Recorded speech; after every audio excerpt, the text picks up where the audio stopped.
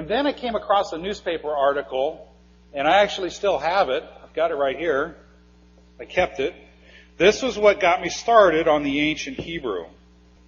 You might have seen this on my website, or at least a color picture of this. This is the Temple of Yahweh Ostraca, and it was found it was in 1997, and it mentions the Temple of Yahweh.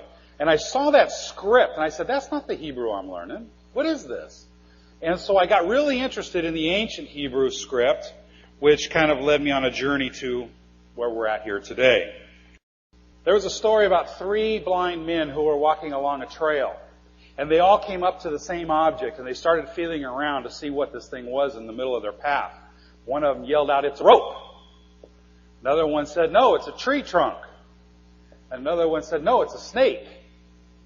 Okay, how in the world can 3 people come to the same object, see or feel 3 different things? What was it they came across? Any ideas? Any guesses?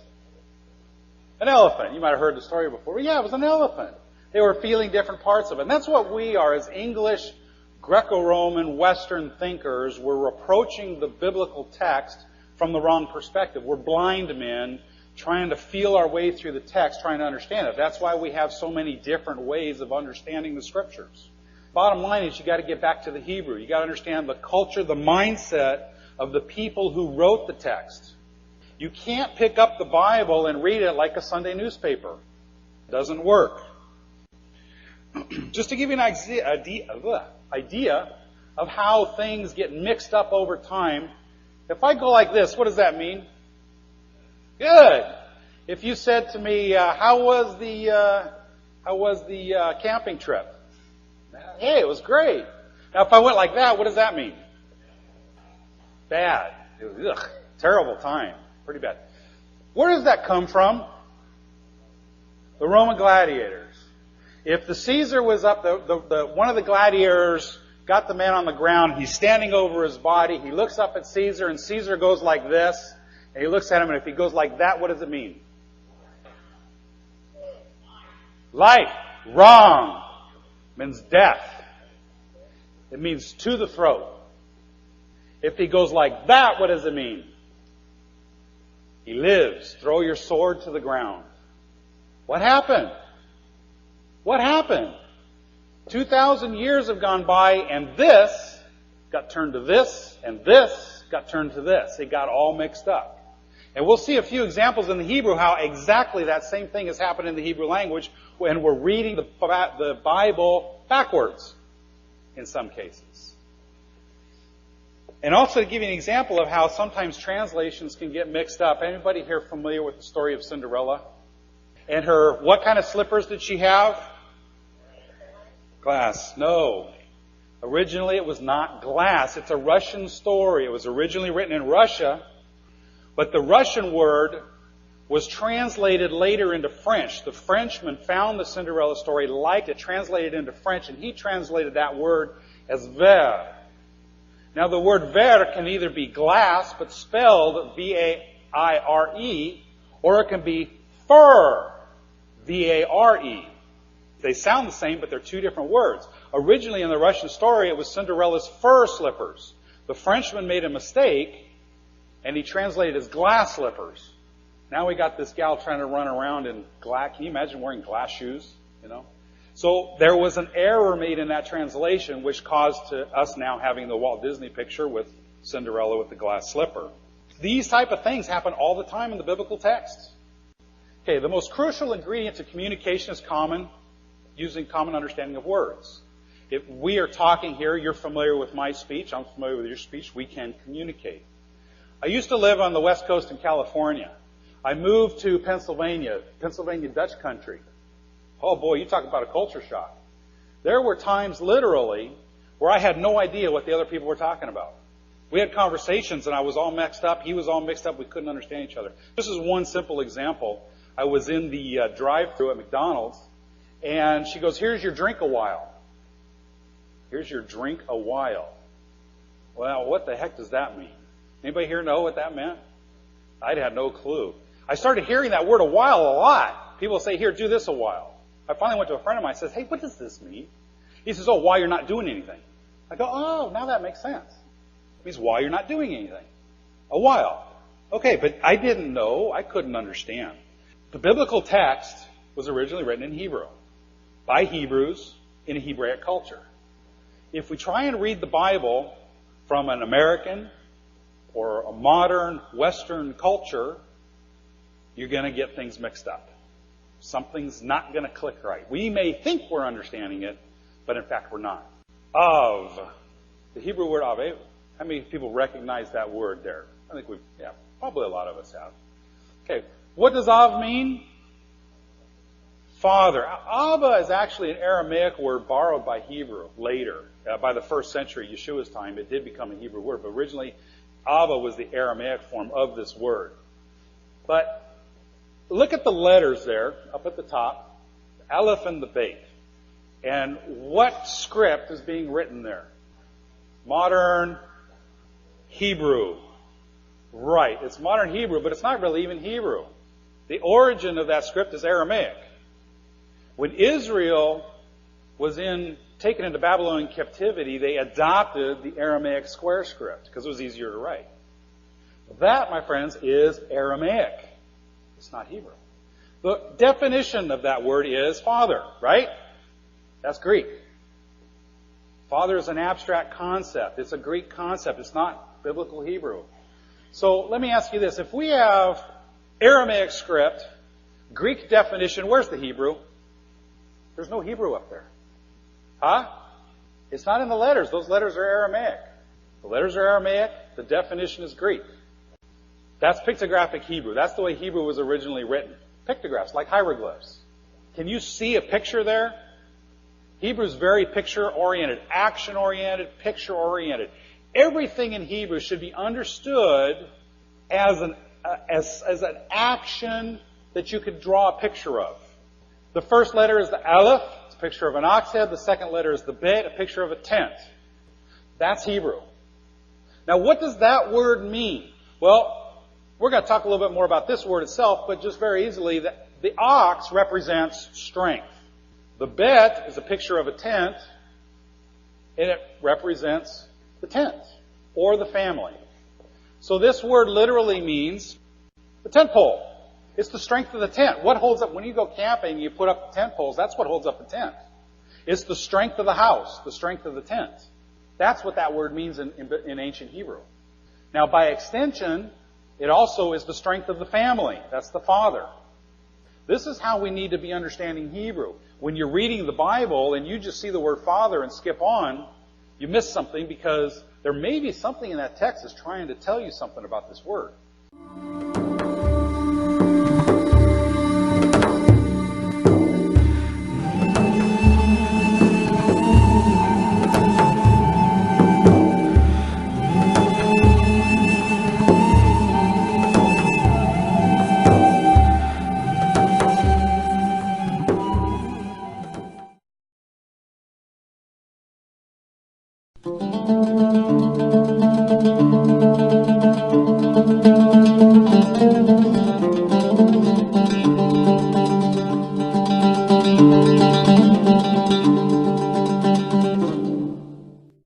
The Hebrew language is also a root-oriented language. We'll be talking a little bit more about that. But in our language, we use words independently.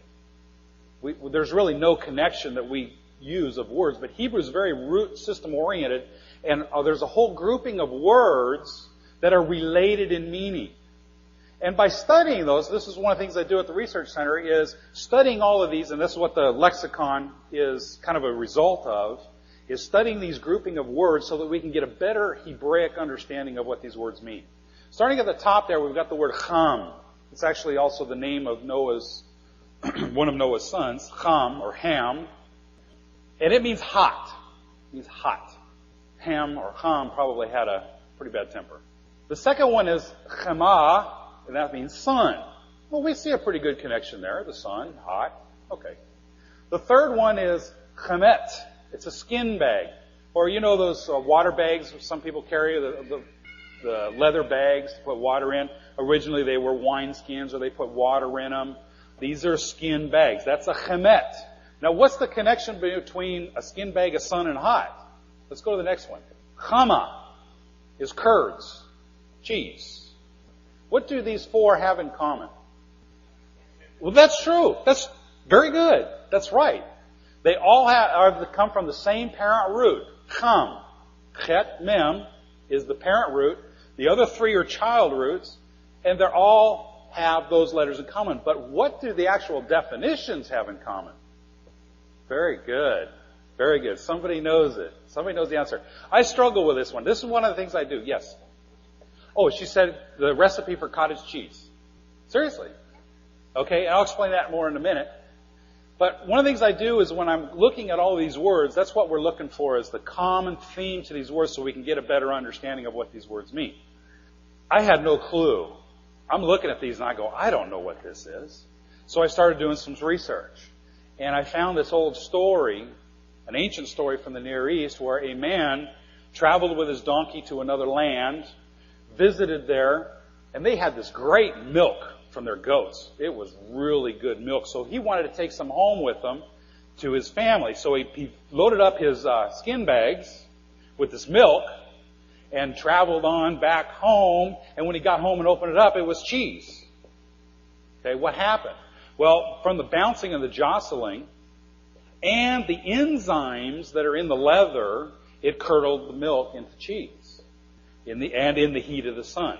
So the way that they would make cheese is they would take a skin bag, fill it with milk, hang it in the sun, and then rock it back and forth.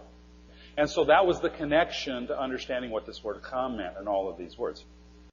We are a product of the Greco-Roman world. We think from a Greco-Roman perspective.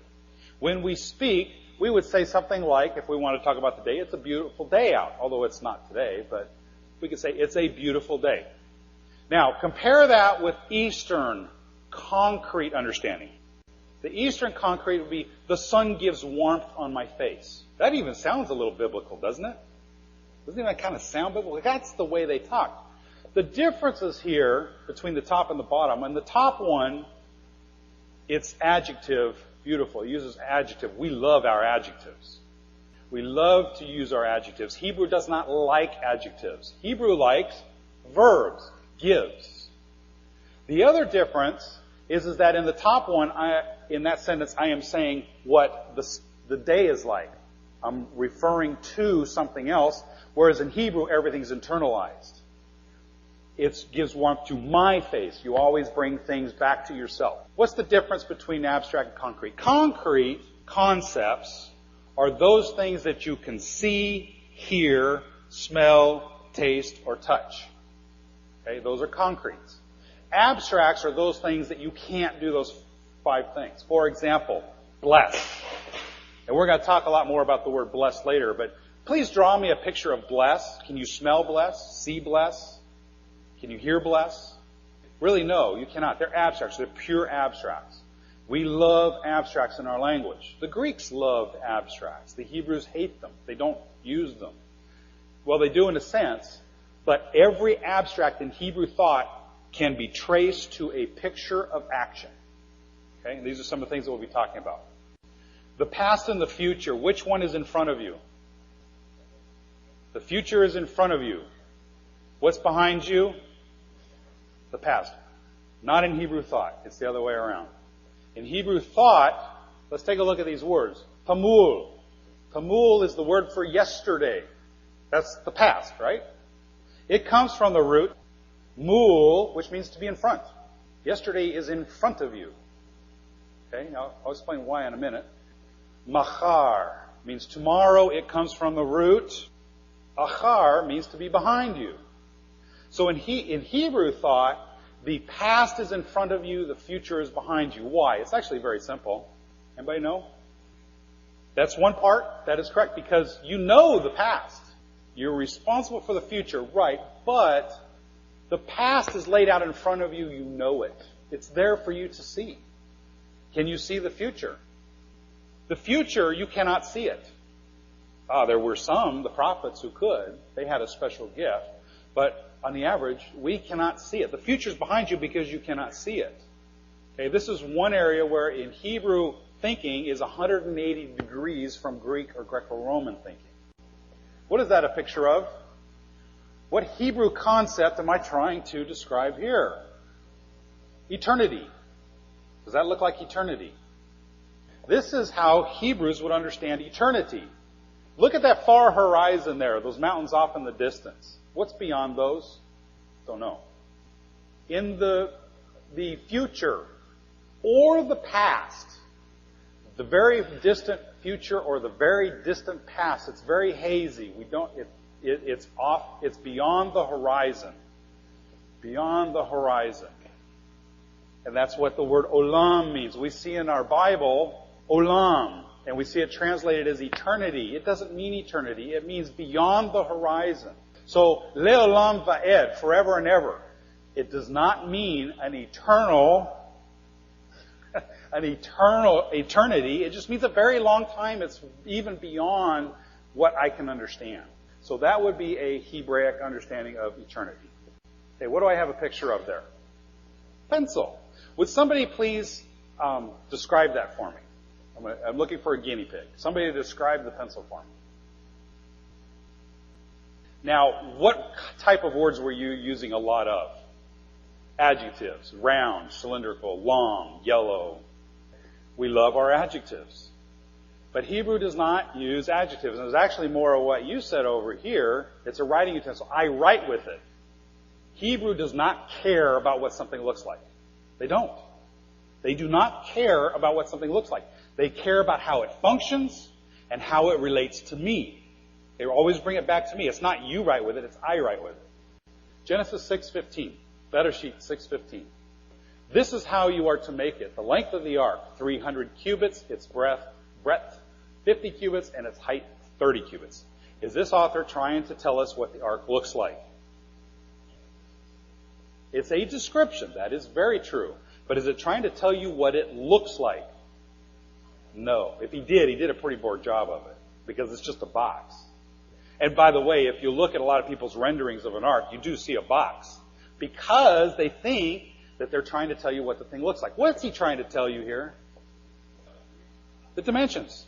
It's huge, well, part of how to make it, but how big it is. He's trying to tell you this thing's going to hold a whole lot of animals.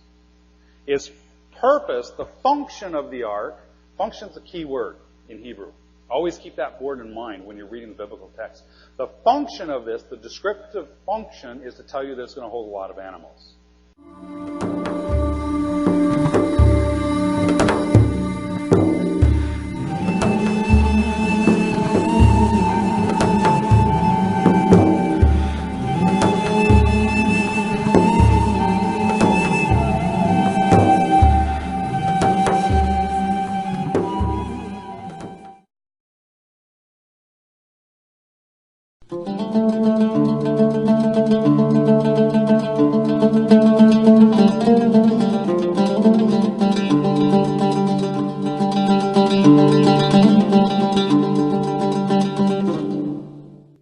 Okay, let's go into a little bit of Hebrew poetry. In our poetry, we rhyme words at the end of poems or at the end of sentences. Hebrew also has a lot of poetry in the Bible, but it's a little different. One of the most common ways of having poetry is to say one thing 2 or 3 different ways. For example, I could say, the road is long and the way is far. It's saying one thing but expressing it 2 different ways. That's a form of Hebrew poetry. This, Bereshit 15:17. Vayhi hashemesh ba'a ba'alta. Haya bahine tanur ashan. Now this right here is a pot of smoke. Okay, this is the sacrifice. Abraham had taken the sacrifice, split it in half, laid it out there, and then he fell asleep, went into a trance. And then a tanur ashan, a pot of smoke, velapid esh, a torch of fire. So a pot of smoke and a torch of fire. How many things are being identified there? 1 or 2? 2. You think there's 2 because of the word and there in English. When we use the word and, we're dividing things. We have fire and smoke. It's 2 different things. In Hebrew, the word and, or the vav, this letter right here, is often used to identify 2 expressions of the same thing. This is one and the same thing. It's not a pot of smoke and a torch of fire. It's one and the same thing that's passing through those pieces, not two pieces, one piece. Now, how do we know that? Because there are times where Hebrew will list more than one item and use the vav or the and in between them. So how in this verse do we know if it's talking about two things or one thing? Well, it's the verb right here, avar. This verb right here.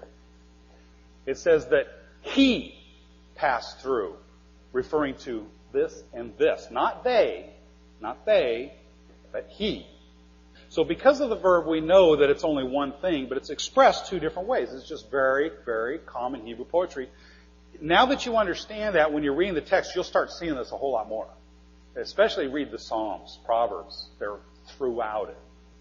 Okay, we already looked at this word, the aleph and the beit. We're going to take a look at the family members. How did the Hebrews understand the family? We already looked at the av, the balet, the aleph, and the beit, which is the strength of the tent. Okay, this is M. We have again the aleph.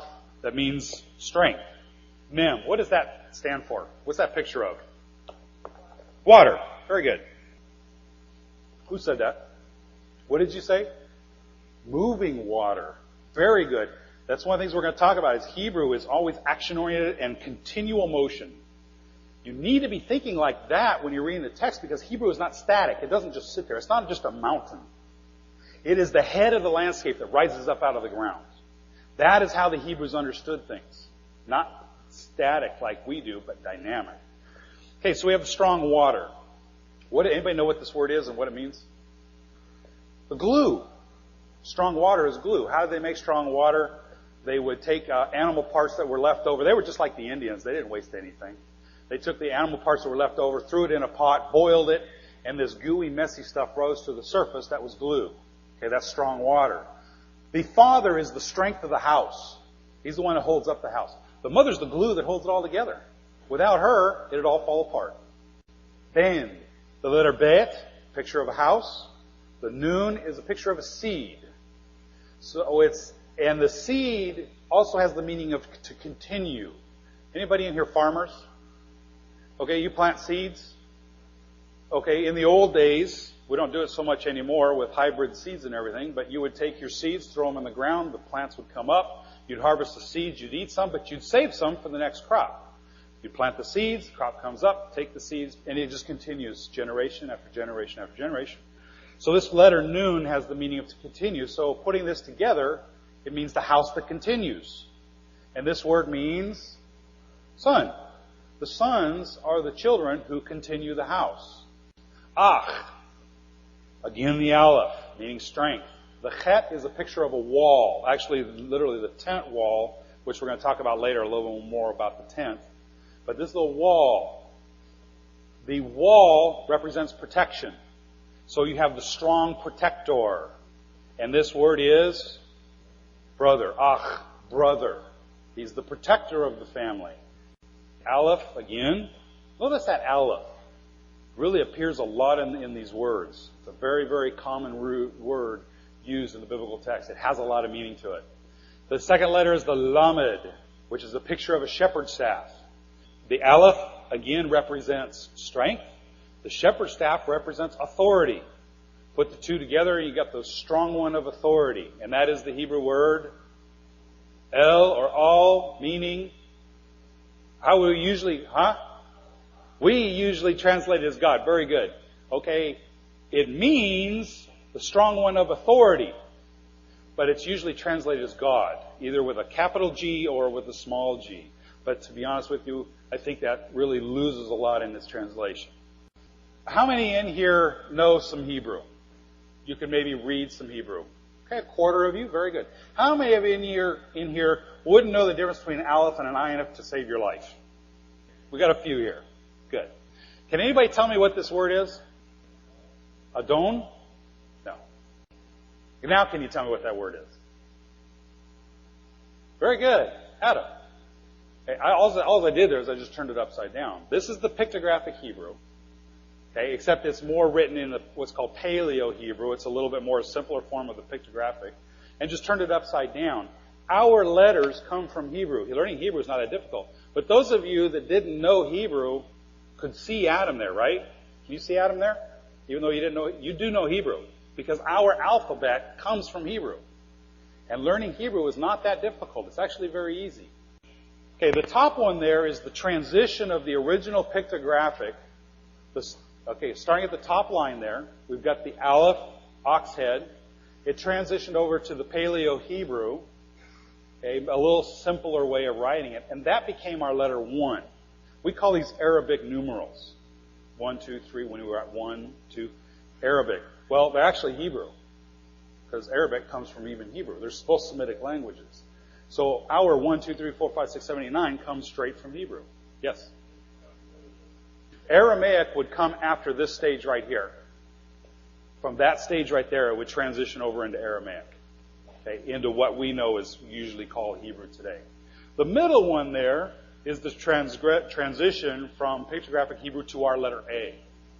And the bottom one is the Aleph to transitioning to the Aramaic. Aramaic, well, let me put it this way. Almost all alphabets on this planet come from Hebrew. Greek comes from Hebrew, Latin, Aramaic, South Arabian, all of them. They all come from Hebrew.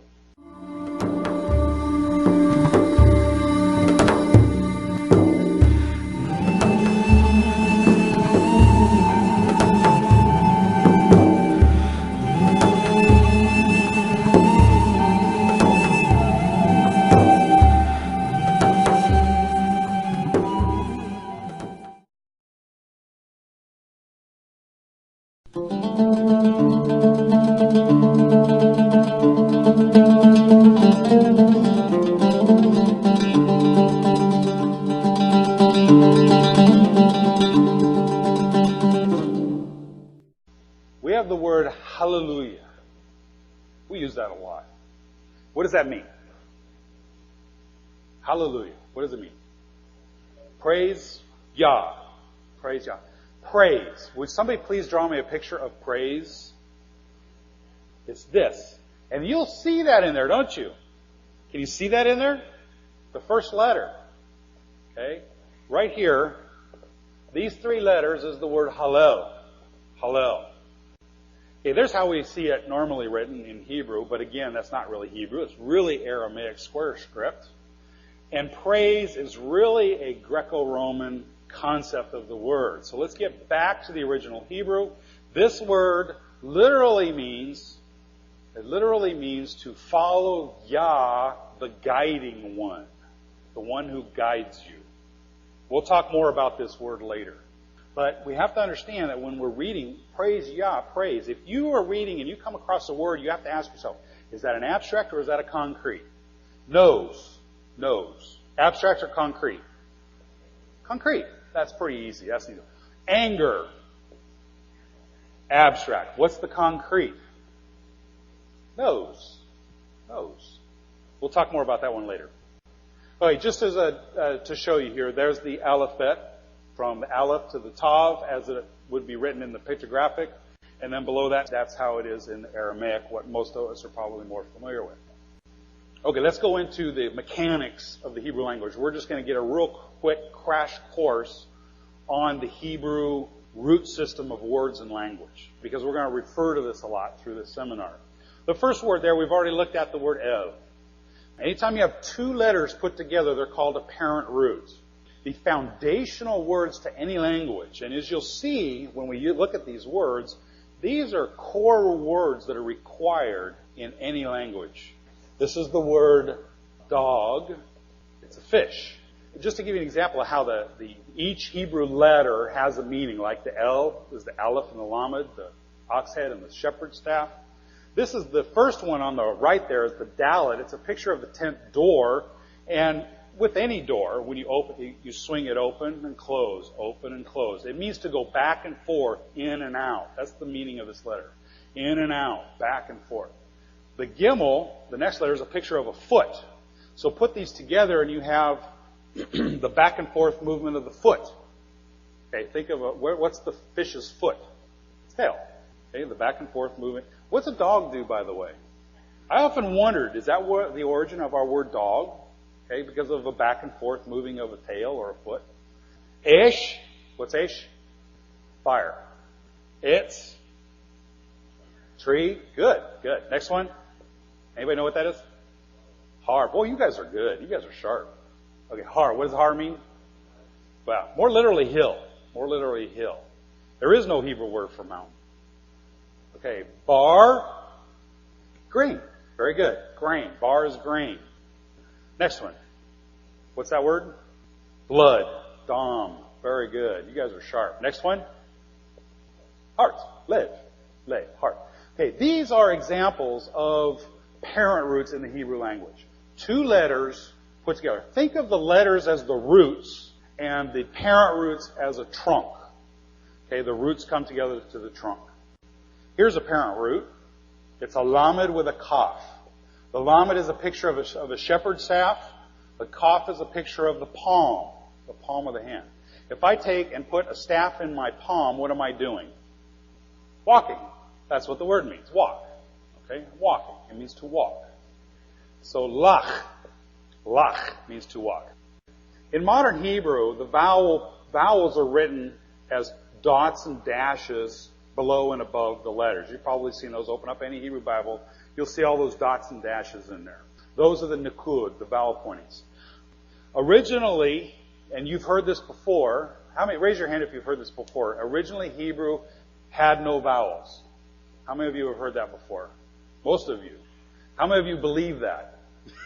I don't. A few that do. That's okay. I don't. There were 4 of the 22 letters that doubled as consonants and vowels. It's very similar to our letter Y. It can be a consonant, as in the word yellow. It can be a vowel, like the word fly. There has a vowel sound. Well, 4 of the Hebrew letters doubled as consonants and vowels. The first one is the aleph. The aleph represented the a or the e. A or e. All right, the second one is the yud. It doubled as an I or a Y. The third one is the letter vav. It could be a v, or it could be u or o. Very good. Okay, so this can be either a consonant or a vowel. Now, I said that this is a vav and it had a V sound, but the evidence is that originally it was a w, a W sound, not a v sound. That's modern. That comes from the German influence on Hebrew. Originally it was a wa. David would have been pronounced Dawid, with a w sound. And in fact, in Arabic, it's still Dawid. It's a wa sound in Arabic, not a v. Last one is the letter hey, and this one could be either a h or an e. Not quite as common though. This one wasn't used that commonly as a vowel. Here we have at the top a parent root. It's the word shas. Shas. The parent root shas. A shin and a samach. The second one here is the same as this, but just doubling the last letter. In Hebrew, in order to use a verb, you have to have 3 consonants. You must have 3 consonants in order to conjugate a verb. So they would take that parent root, double the last consonant to make a 3-letter root. That's the first type of child root. The second way of forming a child root is to take one of those vowels that we just talked about and place it somewhere in the parent root. It could be placed in front, in the middle, or in the back.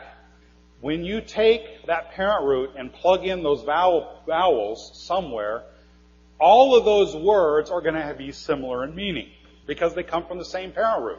So here we have the word sha'as, we have shasa, shus, shis. All of these words are found in the biblical text, or these roots, and they all mean the same thing, to plunder. Now, there probably originally was a little bit of a variation on each meaning. This meant to plunder a big city. This one meant to plunder a small city. This one meant to plunder a family. I don't know. But originally, each child root has a little bit nuance of a meaning as the rest of them. But unfortunately, those are lost to us. They're gone in history. And we may never be able to reconstruct the original meaning of these words. We just know them as to mean to plunder. So one of the things I've been trying to do is trying to reconstruct the meanings of these words based on the evidences that we have. But to be honest with you, a lot of them are just lost. And to be honest, it's a very sad fact that the the ancient Hebrew language, in some cases, is a dead language. And we're just trying to do the best that what we can with what we have.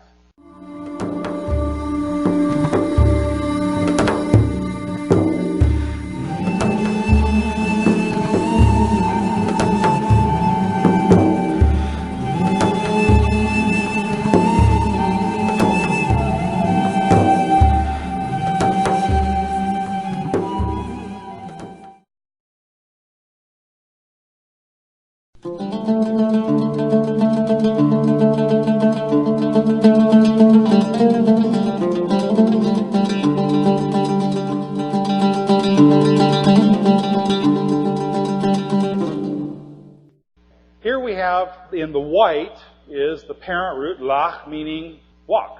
And then we've taken and we've plugged in some of these vowels. The top one is lach, and that word is actually the root of the word malach. Not melech, king, but another word, malach. What is malach? Messenger. A messenger is one who walks for another.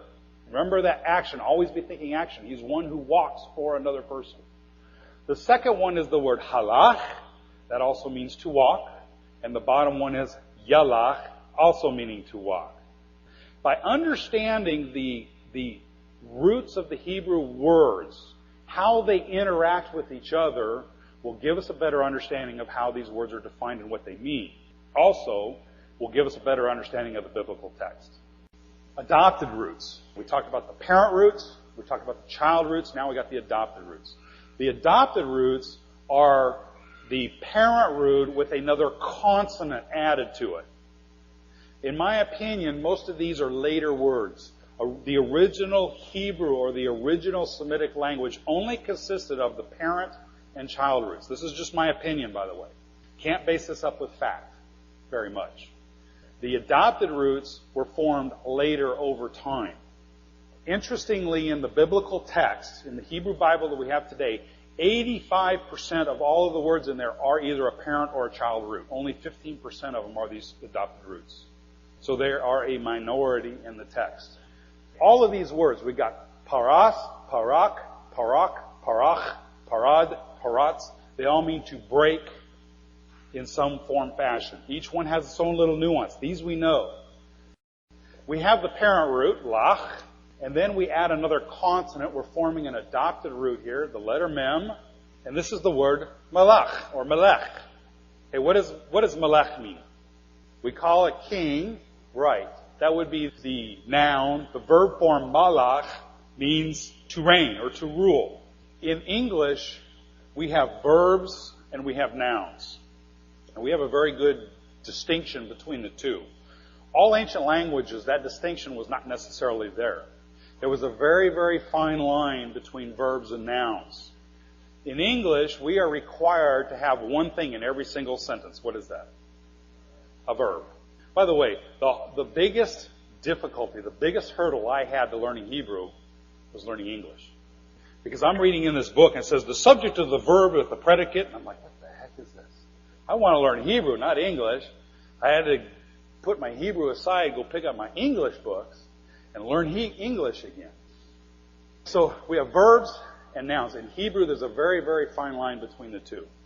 A verb in Hebrew, dictionaries give the impression that malach is a verb, is one word. Melech is a noun and it's another word. Not so. They're one and the same word. It's just that one means the action, the reigning of an individual, whereas the other one is the individual who reigns. Okay, notice the difference? I'm using the same words. I'm just kind of mixing them up a little bit. The same word can be conjugated as a verb to describe the action of a person, or used as a noun to describe a person of an action. So there's very, very little difference between verbs and nouns. So this can be malach, to reign, or it can be melech, one who reigns. Okay, we've looked at parent roots, child roots, and adopted roots. Now we're going to look at words. Okay, the letters are the roots of a tree. The parents are the trunk. The child roots and adopted roots are the branches. The words are the leaves of the tree. These are the words that are derived from the root halach, meaning to walk. We have halach, the verb, helech, the noun, Then we have mahalech, which means a journey. And then we have halakha. How many of you have ever heard the word halakha before? Okay. There's that word right there, halakha. It means a walking or a custom. That's what it literally would mean in the Hebrew, is a custom. Okay, the way you walk, the things you do. Okay, so these are all the words that are derived from the child root halach. These are the words that are derived from the adopted root malach. We've got malach, melech, malka. Melech is king, or one who reigns. Malka is one who reigns, but the feminine, a queen. The bottom one is malkut, kingdom, as in malkut hashemayim, the kingdom of heaven. Bereshit 12:3. I will bless those who bless you, and him who curses you I will curse, and by you all the families of the earth shall bless themselves. Bless. Abstract or concrete? Abstract. Curse. Abstract or concrete? Abstract. We need to understand what these words mean from a concrete perspective. Okay, the first one is the word barach, which literally means to kneel down. And this word, this verb barach, is used in the book of Bereshit as well for the camels that knelt to the watering hole. This word means to kneel. It also has an extended meaning. First we start with the literal, concrete, and then like I said, Hebrews can think in abstracts, but the abstracts are going to be related and understood through a concrete idea, a picture of action.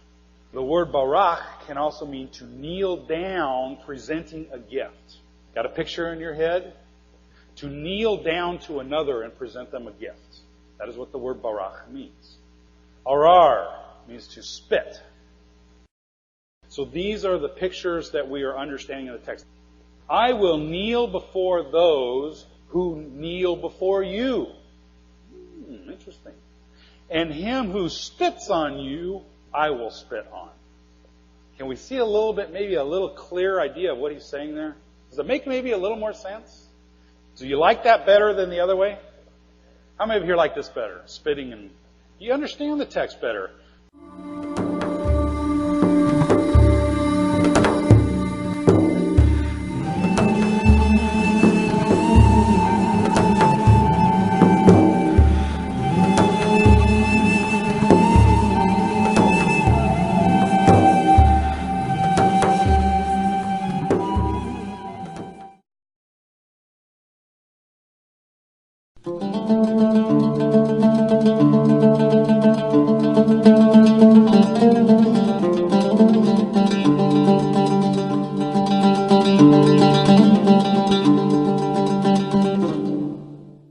But showing steadfast love to thousands of those who love me and keep my commandments. I hear a lot of people say, nobody can keep all of the commandments. How many of you have heard that, or maybe even said that yourself? Maybe you still think that, or you do believe that today. How many of you here can keep all of the commandments? I see a couple of hands kind of going like this. Yes, very good. How many of you, let me ask that question. How many of you can guard and cherish the commands? Let me see here. Okay, now what's going on here? I asked you the same thing 2 different ways, and I got 2 different responses. The word keep is the word shamar, means to guard. To get a little bit of better understanding of what this word means is when the shepherds were out at night. Remember the Hebrews, and we're going to talk more about them, I think tomorrow, the Hebrew nomads, the nomadic lifestyle of the Hebrews. They were shepherds.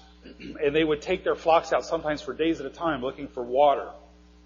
Well, that's something I was going to bring up, by the way. When we got up this morning and saw that it was raining, what did you think? You thought, what? Beautiful day. You thought it was a beautiful... It's a beautiful day. Come on, that's Greek. Maybe it was wet on my face. But how many of you were excited to see the rain? A couple. Normally. Except today. How many of you were a little bit disappointed it was raining? Okay, we've got a few here. Some people just really didn't care. Or we might be, if you're a farmer and you're raising crops, you might be thinking, yeah, I need that rain.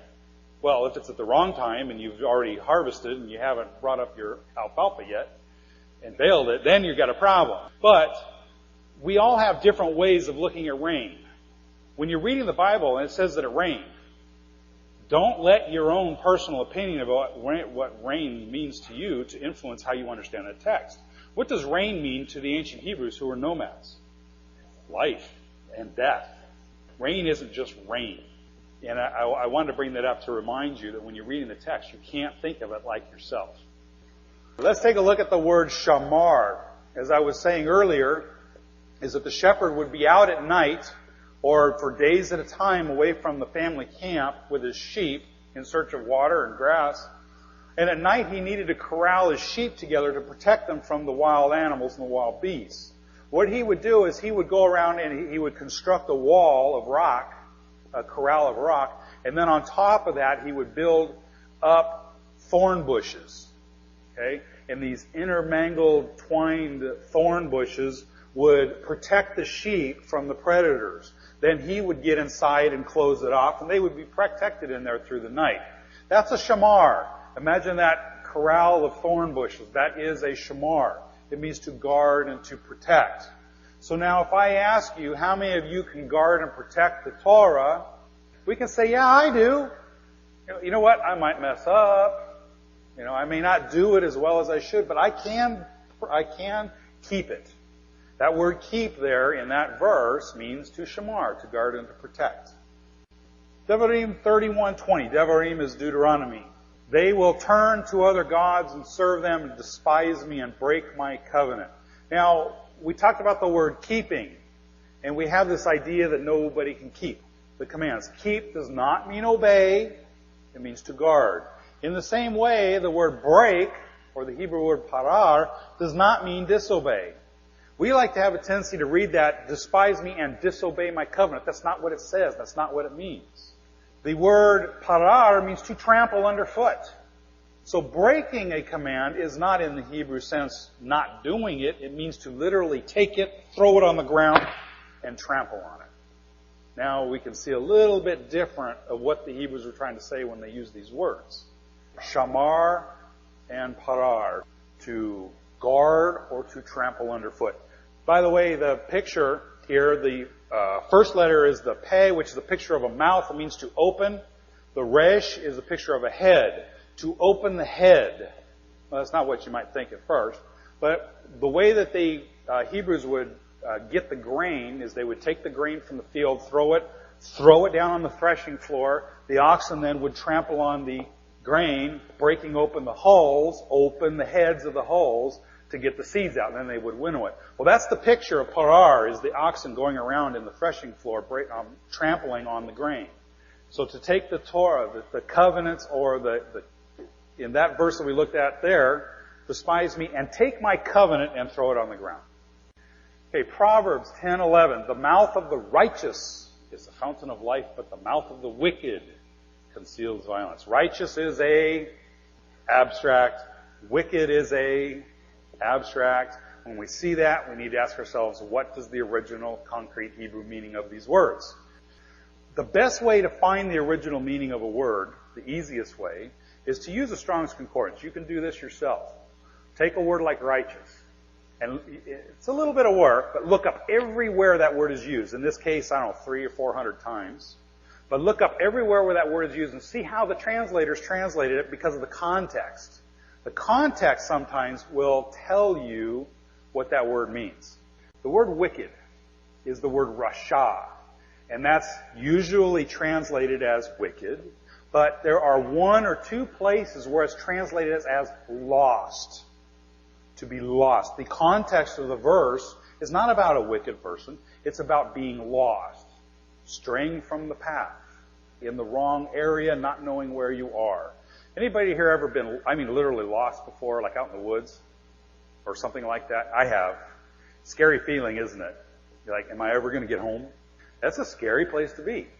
Okay, that's what this word, it means to depart from the way. That's the way it's usually translated, to depart from the way. But it means to be lost, to stray away from the normal path.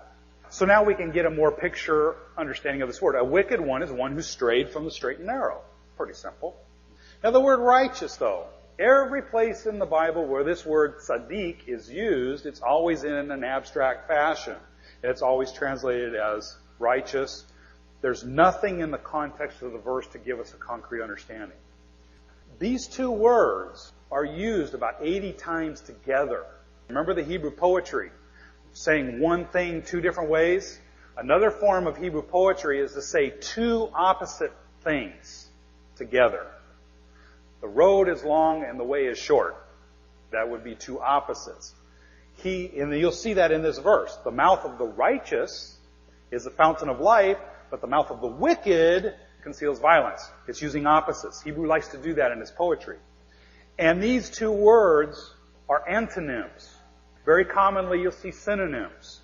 The way of the righteous is good and the way of the upright is perfect. Okay, that's synonyms.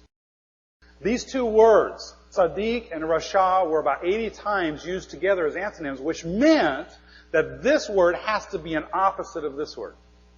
Now, what's the opposite of lost? No. Lost is a state of being away from the path. Found is one point in time where you are no longer lost.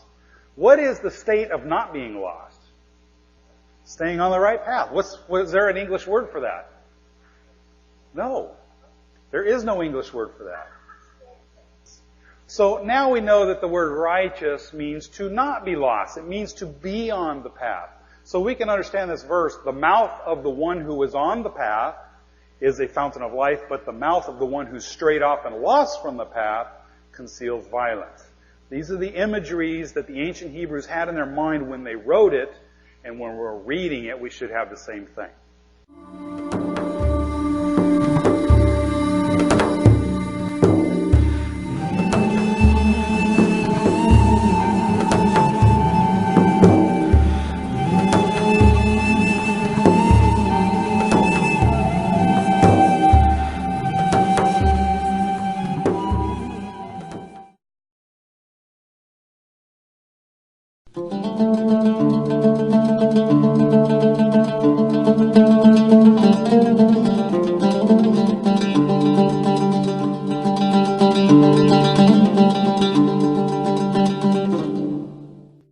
Job 1:1, and that man Job was blameless and upright, one who feared God and turned away from evil. Upright, abstract. What's it mean? Let's get away from the abstract. Let's go to the concrete. This is another way, and I was talking about this a little bit earlier, is one of the best ways to understand a Hebrew word is to look how it's used in other places. Now look at Psalms 5:8. Lead me, O Lord, in thy righteousness because of my enemies. Make thy way straight before me. Same word. It's just the translators translated differently. For some reason they didn't like, and that man Job was blameless and straight. Well, that's obvious. In our culture, that doesn't mean anything. So they had to translate it into a way that you would understand it. So unfortunately, they took away its Hebraicness and inserted a Greek abstract so you can understand it. Just the fact that all of you are here, traveled a mile, 100 miles, doesn't matter. The reason that you are here is because you're thinkers, right? You guys can think. You don't need a translator to baby you and fill in the potholes of the text. You can do it yourself. And that's what we're trying to get you some information here, some of the tools that we have on the website and the books, is so that you can do this. You want to read it from its Hebraic perspective, not the translator's opinion. Okay, here we have the word straight, yashar. This is the word yashar. Proverbs 12:8, a man is commended according to his good sense, but one of perverse mind is despised. What is perverse in Hebrew? He has blocked my ways with hewn stones. He has made my paths crooked. Yashar means straight, and this word avah means crooked. And these two words are also used oftentimes as antonyms, to be straight or to be crooked. Okay, here we have at the top the parent root yad. We were talking earlier about the rain. Actually, this is the word that also has the meaning of rain, to flow rain. The first letter is the yod, which is the picture of the arm. Everybody see that there? And this word means to throw. That's what that letter literally means. The second one is the head of a man. It means the head. Or it can also just represent man himself. So when you jam these two letters together, you have the throwing of a man. From that parent root, we get the child root yara. Yara means to throw.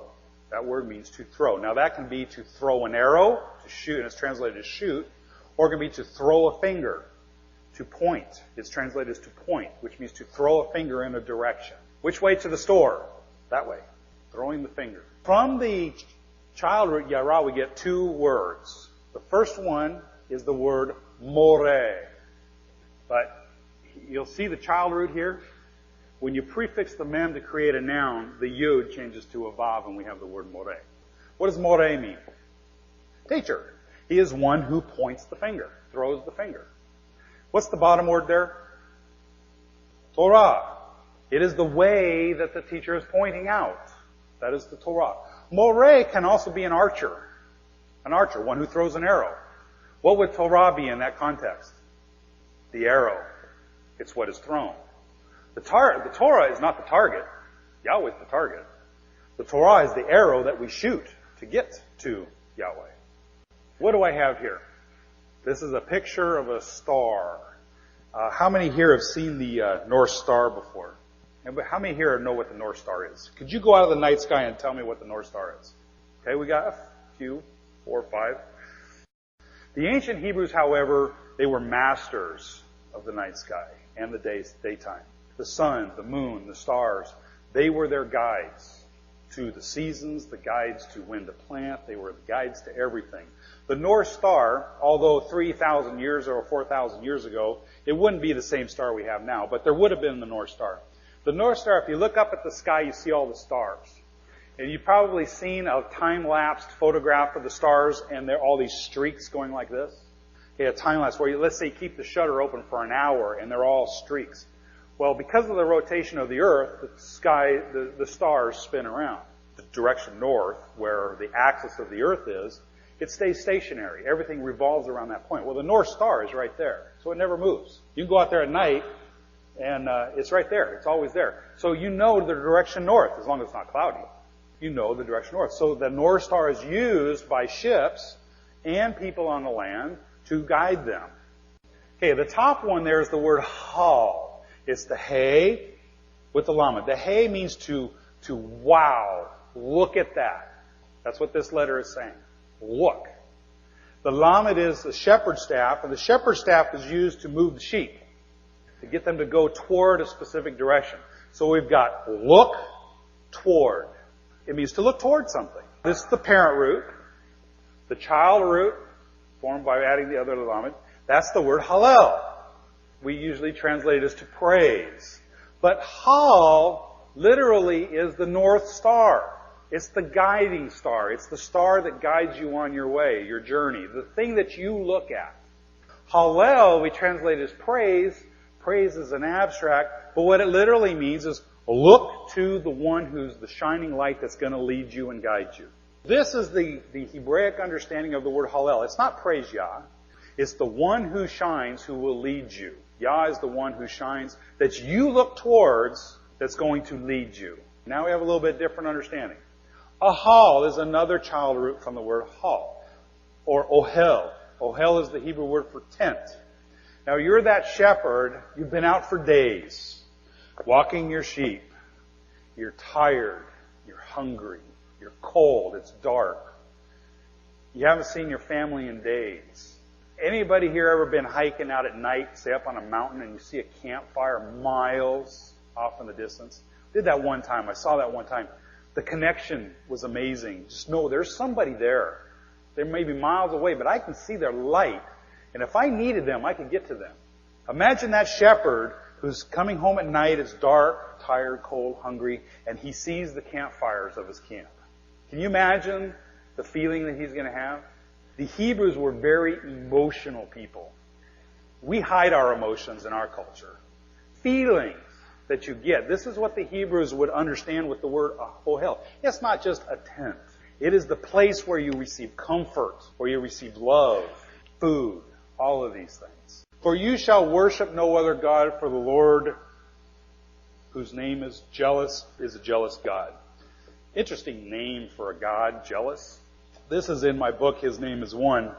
One of the chapters deals with this idea of being jealous. We're going to look at it briefly here. In the Hebrew, that's the word kana.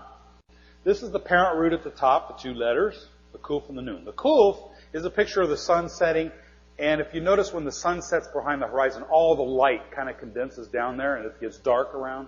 It has this idea of condensing. The noon is a picture of a seed. We talked about it earlier. When you put these two together, you have the bringing together of the seeds, or bringing together for the seeds, and it means a nest. And what does a mother chick do, or mother bird? She goes around and gathers all the materials, brings them in, and builds a nest for her children, her eggs. The next word is the word kana, and that word means to construct, like to construct a nest. The next one is kun. Kun is translated as a spearhead. What's that got to do with birds? I was walking one time, actually it was my son and I, we were walking by this tree, and all of a sudden this bird came out of the tree and bam, right into his head with his beak. That bird had its nest in there, and that bird was protecting its chicks. So think of a spearhead as the bill of a bird that's used as a weapon. The last one is the kane. Now this word means to protect, to guard, just like the bird does with its nest. The translators translate it though as jealous. I don't really like that. It can mean that. There is places in the context of Scripture where it does have the meaning of a husband who is angrily jealous of something. But usually in the context of this, it's to guard and to protect. God is not just a jealous God. God is the one who guards and protects and defends His children in His nest from the enemy. What the? Haketz. That means the end.